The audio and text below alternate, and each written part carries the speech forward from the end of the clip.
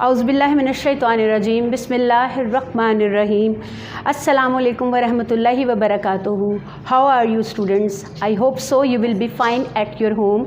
Today we are going to discuss our lecture number 10. The topic of the lecture is The Twins. It is a poem. It is written by Henry S. Lee. Student, हमने पहले इस poem के बारे में पढ़ा है, ठीक है। इस पोइम की पैराफ्रेजिंग जब हमने इसकी समरी की तो हमें पता चला कि ये पोइम जो है दो जुड़वा भाइयों के बारे में है। जुड़वा बहन भाई भी होते हैं और भाई भी होते हैं। ये पोइम जो है ये दो भाइयों के बारे में है और उनके दरमियान रिजेम्बलेंस, आइडेंटिकल रिजेम्बलेंस है, ठीक है। बहुत ज़्यादा शबाहत है। उसको पोइट ने जो है वो हमने पोइम में देखा कि उसको उसने एक्सप्लेन किया है। अब हम ये देखते हैं कि क्वेश्चन आंसर के ज़रिए पोइम जो है वो मज़ीद हमारे सामने जो है वो क्लियर हो जाए। इसका फर्स्ट क्वेश्चन है, what did puzzle the kith and kin. Kith and किन हमने पहले पढ़ा था। किथ एंड किन फ्रेज़ है जो कि रिलेटिव के लिए इस्तेमाल किया जाता है, ठीक है। तो कौन सी चीज़ जो थी जो उनके रिश्तेदारों को, उनके रिलेटिव्स को परेशान करती थी। Too much resemblance between them made puzzle किथ एंड किन। उनके दरमियान बहुत ज़्यादा रिजेम्बलेंस जो थी, बहुत ज़्यादा मुशाहबत जो थी, उनका एक दूसरे से बहुत ज़्यादा मिलना जो था, बाय फीचर जो था, वो चीज़ उनके रिश्तेदारों को पजल करती थी, ठीक है। क्वेश्चन नंबर 2 देखें, हु मिक्स द ट्विन्स।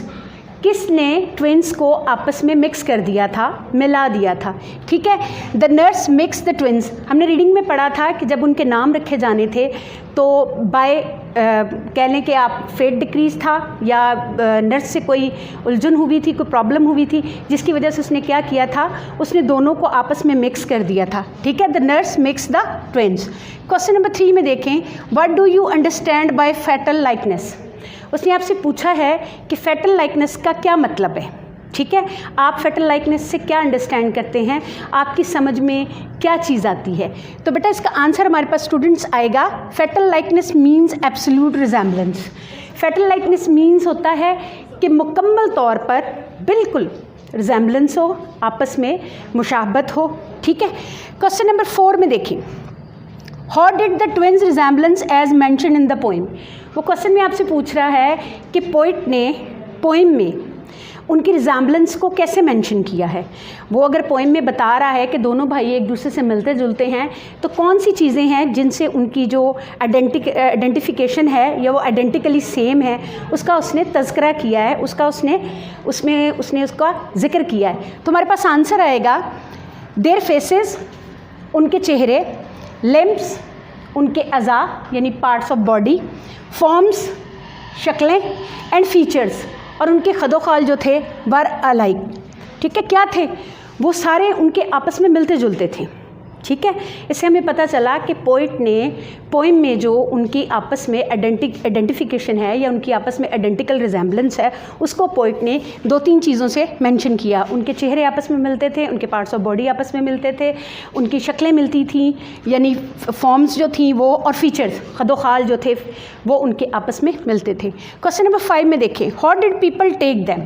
अच्छा, लोग उन्हें कैसे लेते थे। लोग जब उन्हें मिलते थे तो लोग उनको कैसे लेते थे, ये लोगों को कैसे पता चलता था। आंसर हमारे पास आएगा, people were unable to make difference between them. लोग जो थे वो अनएबल थे उनके दरमियान फ़र्क करने के बारे में, यानी जब लोग उनको मिलते थे तो वो उन दोनों के दरमियान में फ़र्क नहीं कर सकते थे, ठीक है स्टूडेंट। क्वेश्चन नंबर 6 देखें, what question did the poet ask. हमारे पास छठा क्वेश्चन जो आया है वो है, द पोइट जो था वो कौन सा सवाल पूछता था जब वो लोगों से मिलता था। आखिरी स्टैंजा में हमने पढ़ा था कि पोइट जो था वो हर किसी से एक बेसूद फ्रूटलेसली क्वेश्चन पूछता था। अब क्वेश्चन में हमसे पूछा गया है कि पोइट जो है वो क्या सवाल पूछता था। तो आंसर हमारे पास आएगा, द पोइट डिमांडेड, वो मुतालबा करता था, द प्रूफ का यानी साबित करने का, लोगों से जब वो मिलता था, from the people. The poet demanded the proof from the people about their individual identity. उनकी अपनी इनफरादी शनाख्त के बारे में, जिन लोगों को वो जानता था, उन लोगों से जब वो मिलता था तो वो अपनी इनफरादी शनाख्त के बारे में सवाल करता था। जी student, now we will do the next part of the exercise. जी स्टूडेंट, हमने एक्सरसाइज में पहले क्वेश्चन आंसर्स किए हैं, अब हम इसका बी पार्ट करेंगे। ठीक है, बी पार्ट में हम क्वेश्चन देखते हैं हमारा क्या है। Rewrite the following lines into simple sentences. हमने इन लाइंस को सिंपल सेंटेंसेस में एक्सप्लेन करना। हमारे पास जो पहली लाइन है बेटा, वो हमें पोइट ने जो एक्सप्लेन की है, पोएम में पोइट्री जो उसने की है वो वाली लाइन है, वो थोड़ी सी कन्फ्यूजिंग है। ठीक है, उसकी कन्फ्यूजन को क्लियर करने के लिए जब हम सिंपल करके लिखेंगे तो हमें उस लाइन की समझ आ जाएगी, हमें पता चल जाएगा कि उस लाइन में पोइट हमसे क्या कहना चाह रहा है। पहला सेंटेंस देखिएगा, that folk got taking me for him. ठीक है, ये हमारी पोइम की लाइन है। जब हम इसे सिंपल करेंगे तो सिंपल हमारे पास ये आएगा, फोक मीन होता है पीपल, लोग जो हैं, मतलब इसका मतलब है फोक का मतलब पीपल है, तो इसकी सिंपल ट्रांसलेशन करेंगे तो हमारे पास क्या आएगा, people thought that he was John, यानी लोग जो थे वो समझते थे कि वो जॉन था, यानी उसको उसके भाई की जगह ले रहे थे। ठीक है, उसको उसके भाई की जगह समझते थे, उसके भाई का नाम जॉन था। सेकंड सेंटेंस में देखें, for one of us was born a twin. ठीक है, अब ये उसने पोइट्री में लाइन इस्तेमाल की है, तो इसको सिंपल जब हम करेंगे तो हमारे पास ये क्लियरिफिकेशन आएगी, क्लियर होकर सिंपल सेंटेंस हमारे पास आएगा। उसने वो हमें ये बताना चाह रहा है, वी वर ट्विन्स, हम जुड़वा थे, व्हेन वी वर बॉर्न, जब हम पैदा हुए थे। ठीक है, वो हमें ये बता रहा है कि जब वो पैदा हुए थे तो वो दोनों जुड़वा थे। सेंटेंस 3 में देखिए, वी गॉट कम्प्लीटली मिक्स्ड। अब ये पोएम की लाइन है, उसमें उसने कहा कि हम मुकम्मल तौर पर, तो इसको जब हम सिंपल मिक्स हो गए, आपस में मिल गए, तो जब हम इस सिंपल फॉर्म में करेंगे तो इसका आएगा, वी मिक्स्ड इंटायरली। यहाँ कम्प्लीटली का वर्ड है, उसको हम इंटायरली से रिप्लेस करेंगे तो आ जाएगा मुकम्मल तौर पर। ठीक है, हम मुकम्मल तौर पर एक दूसरे से मिल गए, यानी हमारी आइडेंटिफिकेशन जो है वो आपस में गड़मड़ हो गई या मिक्स हो गई। उसके बाद हमारे पास सेंटेंस आ रहा 4, this fatal likeness ever over dodged. अब ये वाली फैटल लाइकनेस जो है, ओवर डॉज, फैटल लाइकनेस के बारे में हमने पहले पढ़ा था, ये एब्सोल्यूट रिजेम्बलेंस होती है। डॉज का मतलब होता है जो चीज़ धोखा दे, जो आपको बार बार, मतलब जिसकी वजह से आपको धोखा हो, आप परेशान भी हों। ठीक है, अब वो उसको कह रहा है कि हमारे दरमियान जो फैटल लाइकनेस थी, हमारे दरमियान जो एब्सोल्यूट सिमिलैरिटी थी, एब्सोल्यूट जो रिजेम्बलेंस थी, मेड मी रिजिड, उसने मुझे सख्त कर दिया था, यानी आप कह लें वो चिड़चिड़ा हो गया था, उससे परेशानी भी होती थी, गुस्सा भी आता था। यहाँ रिजिड का मतलब ये है कि उनके दरमियान जो आइडेंटिकल सिमिलैरिटी थी, वो चीज़ उसको रिजिड कर रही थी, वो चीज़ उसको सख्त बना रही थी, चिड़चिड़ा कर रही थी। ठीक है, लास्ट सेंटेंस में देखें, and I was always getting flogged. Flog mean होता है पनिश, सज़ा मिलना। ठीक है, वो क्या कहता है, वो कहता है हमेशा, and I was always punish, मुझे हमेशा सज़ा मिलती थी। उसको हमेशा सज़ा क्यों मिलती थी? गलती उसका भाई करता था, क्योंकि उसका भाई बेवकूफ़ था। वो जो भी कोई गलती करता था तो उसकी वजह से जो था उसको हमेशा सज़ा मिल जाती थी। स्टूडेंट, ये आपके रीराइट द सेंटेंसेस हैं, इसको नोट डाउन कर लें। ठीक है, और जब आपको पेपर में ये वाला जो सेंटेंस आएगा तो अंडरस्टूड फ़ौरन आपको जो है वो समझ आ जाएगा, आपको पता लग जाएगा कि आपने इसको सिंपल फॉर्म में कैसे ट्रांसफ़र करना है। ठीक है, अब हम आगे चलते हैं, हम इसका अगला पार्ट करेंगे एक्सरसाइज का। Now we will do the part C. Now we will do the part C. In part C we have a pair of words. Pair of words mean we have a pair of different words. Pair of words mean when we have two words, they are when we pronounce these words they are same, but by meaning and by spellings they are different to each other. We have a 10 pair of words. Okay, the first word we will fill this word according to the blanks, according to the sentence in the exercise. Part C, fill in the blanks with the right word from the two given in the brackets. First sentence, you look rather dash, aren't you feeling well?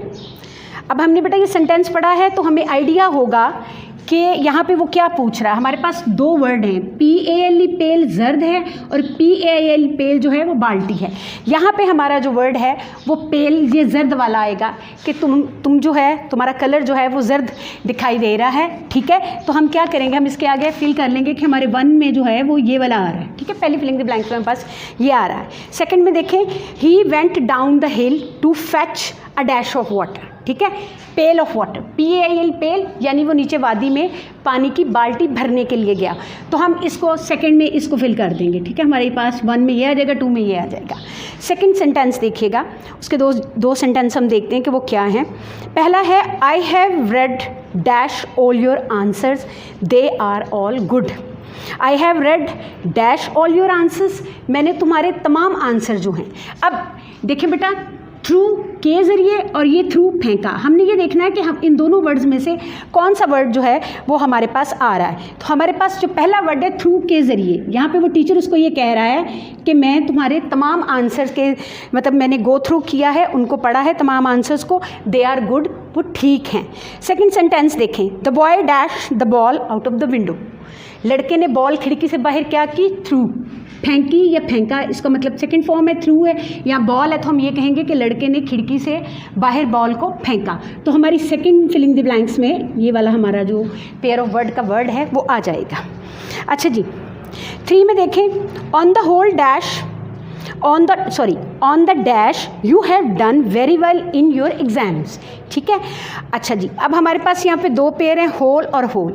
WHOLE whole का मतलब होता है तमाम, और HOLE का मतलब होता है सुराख, ठीक है। अब हमने देखना है कि पहले सेंटेंस में हमारे पास क्या आएगा, on the dash you have done very well in your exams.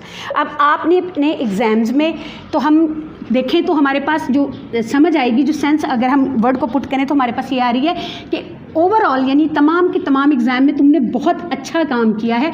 तो ऑन दी होल हमारे पास ये जो है पहला फिलिंग द ब्लैंक जो हमारी जो है वो आ जाएगी, on the whole you have done very well in your exams. जब हम सेकंड सेंटेंस को देखते हैं तो there is a dash in my shoe it needs mending, तो ये हमारे पास HOL वाला होल यानी सुराख वाला आ जाता है। उसने कहा मेरे जूते में सुराख है जिसको मरम्मत की ज़रूरत है, ठीक है। स्टूडेंट, आपको समझ आ रही होगी कि हम इन पेयर ऑफ वर्ड्स को कैसे अपनी फिलिंग द ब्लैंक्स में जो है वो एडजस्ट कर रहे हैं, इनको कैसे वहाँ पे फिल कर रहे हैं। अच्छा जी, अब हमारे पास हमारा चौथा है पेयर ऑफ वर्ड आ रहा है, ठीक है। यहाँ पे हमारे पास पहला वर्ड सेंटेंस देखिएगा, the headmaster will not dash your explanation, headmaster ने तुम्हारी एक्सप्लेनेशन डैश। अब हम देखेंगे कि हमारे पास 2 वर्ड हैं, ठीक है, एक्सेप्ट के अलावा कबूल करना। तो इसका मतलब है कि एक्सेप्ट जो है यानी कबूल करना जो है वो हमारे पास आ जाएगा। हम ये बताएंगे कि हेडमास्टर ने उसकी एक्सप्लेनेशन जो थी, उसकी वजाहत जो थी, उसको कबूल नहीं किया। सेकंड में देखिए, I have seen all important city except Quetta, यानी सवाए कोयटा के या के अलावा, कोयटा के अलावा उसने तमाम शहर जो हैं वो देखे हुए हैं। तो हम इसमें इसको यहाँ पे सेकंड में फिलअप कर लेंगे। सेंटेंस नंबर 5 देखिएगा, फिलिंग द ब्लैंक्स जो हमारे पास पेयर है उसको चेक कीजिएगा क्या है, आपकी बुक के ऊपर मेंशन है जी। हमारे पास पेयर है there and there, THERE there का मतलब होता है बेटा वहाँ, और THEIR देयर का मतलब होता है उनका, उन्हों का। हमारे पास जुमला क्या है, can you see the picture over dash. अब उसने पूछा क्या तुमने तस्वीर, अब फ़ौरन हमारे जहन में आता है कि क्या तुमने वहाँ तस्वीर देखी, तो हमारे पास जो है ये पहला यहाँ पे फिल हो जाएगा, ठीक है। Can you see the picture over there. Second में देखें, they have all done dash work very well, ठीक है, they have all done their work very well. तो हमारी सेकंड फिलिंग द ब्लैंक्स बेटा ये आ जाएगी। 6 में देखें, मदर, हमारे पास पेयर जो है वो पीस, PEACE पीस मीन अमन सुकून, और PIECE पीस मैंने टुकड़ा, राइट। पहला सेंटेंस क्या है, mother give me a dash of cake, understood है, केक का टुकड़ा होता है। तो हमारे पास पहली फिलिंग द ब्लैंक्स ये आ जाएगी कि मेरी वालदा ने मुझे केक का टुकड़ा दिया। सेकंड सेंटेंस देखें, we should live in dash with each other, हमें एक दूसरे के साथ अमन सुकून के साथ रहना चाहिए। तो हम पीस को इसको फिलअप कर लेंगे, राइट। 7 पे देखिएगा बेटा क्या है, I dash what you said, I dash what you said. अब यहाँ पे वर्ड सेड आया तो सेड से हमें आइडिया हो जाएगा कि किसी ने कुछ कहा है जो मैंने सुना है। तो इसके लिए हम ये वर्ड ये वाला जो है हर्ड, इसको इस्तेमाल करेंगे, ठीक है ना। I heard what you said, मैंने सुना जो तुमने कहा। सेकंड सेंटेंस देखिएगा, a dash of sheep was grazing in the meadow. अब इस हर्ड का मतलब सुना है और इस हर्ड का मतलब होता है रेवर्ड, जो जानवरों का रेवड़ होता है। यहाँ पे उन्होंने कहा भेड़ों का रेवड़ जो है वो चरागाह में चर रहा था, ठीक है। तो हमारा ये वाला हर्ड जो है वो सेकंड नंबर पे आ जाए, दूसरे नंबर पे हम उसको फिलिंग द ब्लैंक में लेंगे और इसको हम फर्स्ट नंबर पे लेंगे। 8 पेयर वर्ड देखिए, पहला वर्ड है ब्रेक, BRAKE ब्रेक, ब्रेक गाड़ी की ब्रेक है, और BREAK ब्रेक जो है उसका मतलब है तोड़ना। अब देखते हैं कि सेंटेंस में ये दोनों वर्ड कहाँ पे फिट आते हैं। देखिएगा, the driver applied the dash of the car, understood है, हमें पता चल गया कार की बात हुई तो इसका मतलब है गाड़ी की ब्रेक की बात हो रही है, तो हम ये इसको फिल करेंगे, the driver applied the brake of the car. Second sentence देखें, the glass was dash if you pour hot water into it, तो यहाँ पोर जो है ये हमारा फर्स्ट हो गया, ये वाला ब्रेक जो है ये हमारा सेकंड सेंटेंस में आएगा। उसने कहा कि अगर तुमने ग्लास में गर्म पानी डाला तो वो टूट जाएगा, ठीक है। इससे हमारा ये वाला सेंटेंस फिल हो गया। नाउ 9 पे देखिएगा बेटा, they arrived there and dash later. हमारे पास जो पेयर है वो आवर और आवर का है। OUR आवर का मतलब हमारा होता है, HOUR आवर का मतलब घंटा होता है, ठीक है। अब यहाँ पे उन्होंने लेट की बात की है, पहुँचने की बात की है, तो इसका मतलब है यहाँ पे हम अपना घंटे वाला जो है, वक्त वाला जो है पेयर, वो वर्ड जो है वो यूज़ करेंगे पेयर ऑफ वर्ड्स में से। तो क्या आएगा हमारा, they arrived there an hour later. Second sentence देखें, Pakistan is dash beloved homeland. Our beloved homeland, it's mean जब हमने ये फिल कर दिया तो हमारे पास जो लफ्ज़ बचता है तो वो बचता ही आवर है, तो हम आवर को इस फिलिंग द ब्लैंक्स में एडजस्ट कर लेंगे। 10 पे देखिएगा, my sister was dash my shirt, ठीक है। तो sewing, my sister was sewing my shirt, shirt से हमारे जहन में फ़ौरन ख्याल आ जाता है सीने का, ठीक है। और इस सोइंग का मतलब होता है बोना। दोनों में फ़र्क बेटा क्या है कि यहाँ ओ का इस्तेमाल है, यहाँ ई का इस्तेमाल है, स्पेलिंग दोनों के डिफरेंट है, मीनिंग दोनों के डिफरेंट हो जाएंगे। तो हम 10 में क्या करेंगे, my sister was sewing my shirt, या sewing my shirt sorry, and second she is dash seed in her garden. तो हमारा जो है पहले में ये आएगा, राइट, और सेकेंड में हम इस वाले सोइंग को ले लेंगे। जी स्टूडेंट, आपको इन 10 पेरो वर्ड से समझ आ गई होगी कि हमारे पास जब दो लफ्ज़ स्पेलिंग्स में डिफरेंट हों, मीनिंग में डिफरेंट हों, लेकिन प्रोनाउंसिएशन में सेम हो, तो हम उनको अकॉर्डिंग टू सेंटेंस कैसे एडजस्ट करते हैं, ठीक है। हमारे पास पार्ट डी देखिएगा, D part, match the word with their meaning. हमारे पास 4 बेटा इसमें वर्ड्स हैं जिनको हमने उनके मीनिंग के साथ मैच करना है। ये वर्ड हम ऑलरेडी पढ़ चुके हैं। आपको कॉलम मैचिंग का मतलब ये है कि चेक करना है कि आपको इनके वर्ड्स जो हैं वो अच्छी तरह याद है कि नहीं। पहला वर्ड लिम्ब हमने पढ़ा था। लिम्ब का मतलब होता है अ पार्ट ऑफ बॉडी, ठीक है, जिस्म का एक हिस्सा। तो हमारे पास नंबर 1 जो आ रहा है कॉलम में, अपनी बुक पे देखिएगा, वो लिम्ब है, उसको हम मैच करेंगे अ पार्ट ऑफ बॉडी के साथ। सेकेंड वर्ड हमारे पास स्किन, किथ एंड किन है, वो हमने पढ़ा था, उसका मतलब होता है रिलेटिव, ठीक है।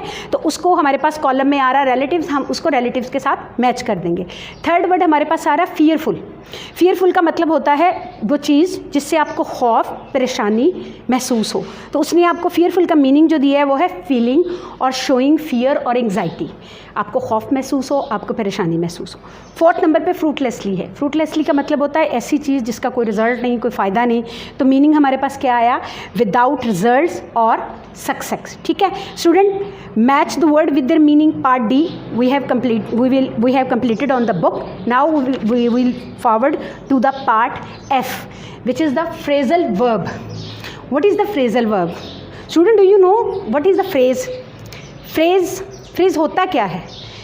फ्रेज़ एक ऐसा होता है, जुमला होता है जो कि वर्ड्स का कम्बिनेशन होता है, लेकिन उसकी सेंस क्लियर नहीं होती।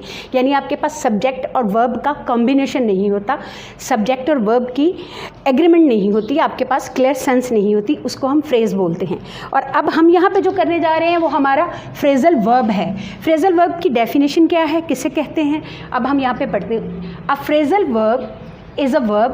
फ्रेजल वर्ब एक ऐसा वर्ब होता है, ठीक है, प्लस ए प्रेपोजिशन, जिसमें प्रेपोजिशन ऐड होता है, उसके साथ एक प्रेपोजिशन होता है, और एडवर्ब या फिर उसके साथ एडवर्ब का इजाफा होता है, विच क्रिएट्स, जो कि पैदा करता है अ meaning different from the original verb, ठीक है, वो एक ऐसा मीनिंग पैदा करता है, वो आपको एक ऐसी सेंस देता है, आपको एक ऐसा मीनिंग देता है जो अपने ओरिजिनल वर्ब से डिफरेंट होता है। यानी जो एक्चुअल वर्ब है उसके साथ जब आप किसी एडवर्ब को या किसी प्रेपोजिशन को ऐड कर देते हैं तो बेटा आपके पास एक्चुअल वर्ब से बिल्कुल डिफरेंट मीनिंग आ जाता है और उसकी बिल्कुल डिफरेंट सेंस हो जाती है। एग्जाम्पल में देखिएगा ज़रा, ड्राइव ऑफ। अब देखिए ड्राइव का मतलब तो चलाना है, गाड़ी चलाना है, ठीक है। अब उसके साथ जब ऑफ का वर्ड लग गया, ऑफ प्रेपोजिशन लग गया, तो हमारे पास एक डिफरेंट वर्ड आ गया, ठीक है। डिफरेंट वर्ड क्या आ गया, इसको अगर हम सेंटेंस में इस्तेमाल करें तो क्या करेंगे, इसका मतलब होगा चले जाना। तो सेंटेंस में अगर हम इस्तेमाल करें तो क्या आएगा, she got into the car and drive of. वो गाड़ी में सवार हुई और चली गई, ठीक है। इसको सेंटेंस में इस्तेमाल करने से हमें इसका मीनिंग वाज़ेह हो गया। सेकंड वर्ड है गॉट। गेट का मतलब होता है हासिल। अब उसके साथ ऑन प्रेपोजिशन लग गया तो गेट ऑन का मतलब होता है किसी काम को अच्छी तरह से करना, ठीक है। अब किसी काम को करना, ठीक है। How did you get on in your exams, तुमने अपने एग्जाम्स कैसे किए या तुमने अपने एग्जाम्स में कैसा परफॉर्म किया, राइट। हमारे पास इसके ओरिजिनल वर्ब से बिल्कुल डिफरेंट मीनिंग आ गया। नीचे देखें वेट फॉर। वेट का मतलब होता है इंतज़ार करना, लेकिन जब हमने इसके साथ प्रेपोजिशन फॉर लगा दिया तो हमारे पास इसका मीनिंग जो आएगा वो है वेट फॉर, यानी किसी का इंतज़ार करना। इसके अलावा बेटा और बहुत सारे वर्ड्स हैं और बहुत सारे फ्रेजल वर्ब ऐसे हैं जो हम अपनी रूटीन में इस्तेमाल करते हैं। मसलन लुक लाइक का वर्ड हम इस्तेमाल करते हैं। लुक लाइक का मतलब होता है हम शक्ल होना। आप ये कह सकते हैं she looks like her mother, वो अपनी वालदा जैसी दिखती है या अपनी वालदा जैसी दिखाई देती है। सेकंड वर्ड, फिर एक आपके पास और एक वर्ड आता है अबाइड बाय। इसका मतलब होता है अतात करना, एहतराम करना, ठीक है।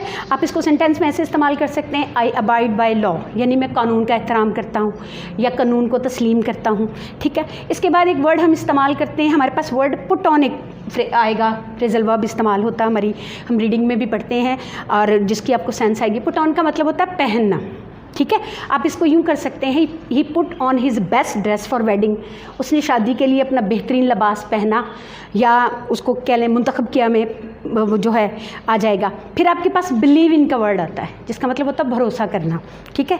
अब इसको जब आप सेंटेंस में इस्तेमाल करेंगे तो आपको इसका मीनिंग वाज़ेह हो जाएगा। सेंटेंस में इस्तेमाल करके आप कैसे करेंगे, believe in God and do the right, अल्लाह पे भरोसा रखो और सही काम करो। स्टूडेंट, आई होप सो आपको आज की एक्सरसाइज अच्छी तरह समझ आ गई होगी। बेटा आपने इस लेक्चर को दोबारा देखना है, इसके सारे पॉइंट्स को ध्यान से सुनना है और जो जो पॉइंट आपको नोट डाउन करने के लिए बताए गए हैं वो अपनी बुक पे नोट डाउन कर लें, ये आपके लिए बहुत बेनिफिशियल होगा। इंशाल्लाह we will meet again. I will pray to God for you कि अल्लाह ताला आपको अपनी हिफ्ज़ व अमान में रखे। फ़ी अमानिल्लाह।